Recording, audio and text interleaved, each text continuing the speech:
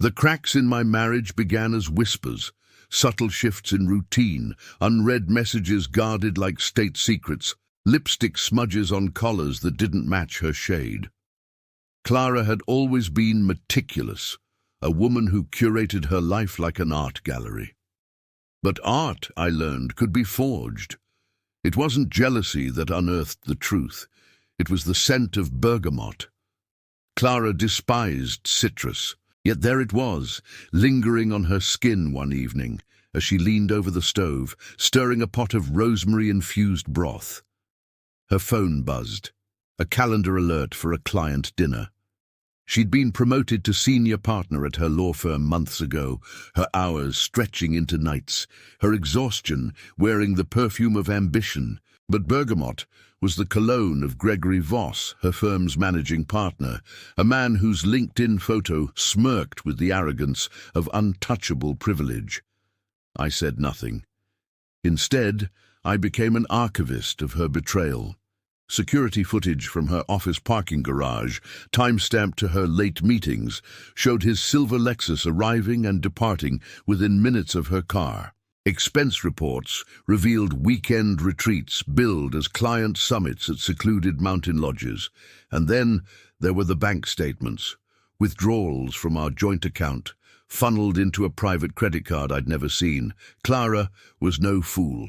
She'd built her career dismantling evidence. But she'd forgotten the first rule of litigation: the most damning truths are never in the documents. They're in the patterns. On our 12th anniversary, she gifted me a vintage Rolex, its face gleaming with manufactured nostalgia. "Two forever," she said, kissing me with lips that tasted of champagne and guilt. I wore the watch, its weight a cold anchor on my wrist, and began drafting my countermove.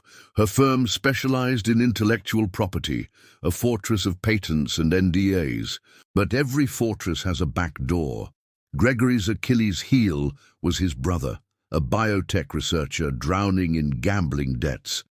A few anonymous transfers from offshore accounts, a trail of encrypted emails, and suddenly, proprietary data from Gregory's most lucrative client began leaking to competitors. Chaos erupted. Shareholders screamed for audits. Clara worked later, her stress a live wire. I watched, silent, as she unwittingly became the architect of her lover's ruin. But this was merely the prologue. Gregory's downfall was a public spectacle. Federal investigators swarmed his office, seizing servers, while headlines painted him as a modern Midas whose gold was counterfeit. Clara, ever the survivor, distanced herself.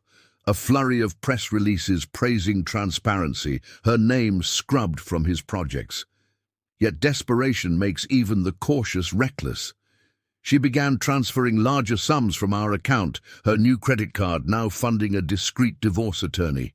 I let her believe she was outmaneuvering me.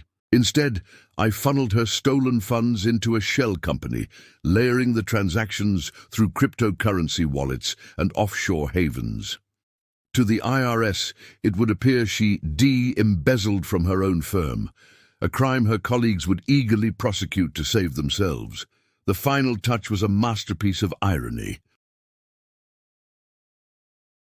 The plaintiff's widow, a nurse named Elena, still lived in the shadow of that loss. I anonymously sent her the suppressed files, along with a dossier of Clara's recent financial crimes.